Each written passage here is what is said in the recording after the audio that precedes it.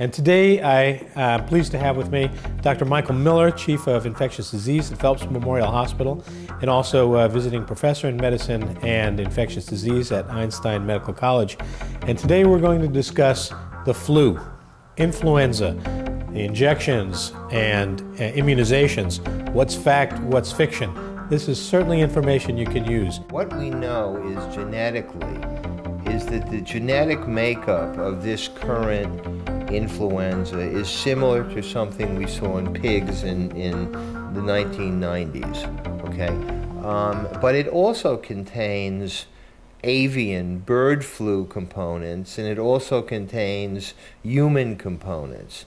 So we don't have exact proof, except indirect proof, that this came from pigs. We know that there was a very similar influenza in pigs in the 1990s, not the same virus. Now, fairly recently, there was a great deal of concern about an avian virus. Now, this was an avian flu. Is this also an influenza? Yes. And this also is seemed to be transmitted from birds to people, but not so easily. There was much. It was a true pandemic. It occurred all over the world. There was only a handful of cases, and those cases were people who had very close contact with birds, or in one instance, I think it was in Vietnam, very close contact with one another. Right. Because of these projections that you were talking about before, that we create antibodies to, these projections actually permit the virus to stick to our nasopharynx. Right. The ones in birds very poorly stick to our nasopharynx. So that's probably one of the reasons that we did not see a lot of this very deadly bird flu. Now, again, that's the big concern about all these new viruses, especially given the history from 1918, is that they can cause huge, population deaths. Right. And we haven't seen it this time, at least not yet.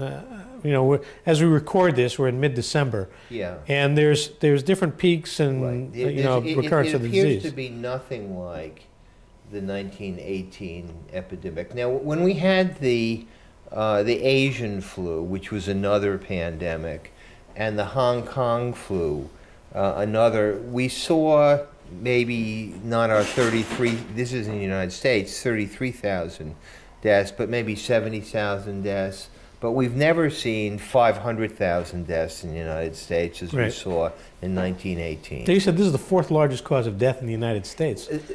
The pneumonia is the right. fourth leading cause of death in the United States, and most of that pneumonia is bacterial pneumonia in older people seen in nursing home patients who initially have influenza. In fact, the way that the state health departments and the federal government recognize up until now an outbreak of influenza was looking at deaths in old people in nursing homes. Once that began to raise, then they would look for influenza. Speak to your family doctor. The information's out there. There is something we can do. There is no reason for fear, certainly at this stage. Thanks again for watching. See you next time. Bye-bye.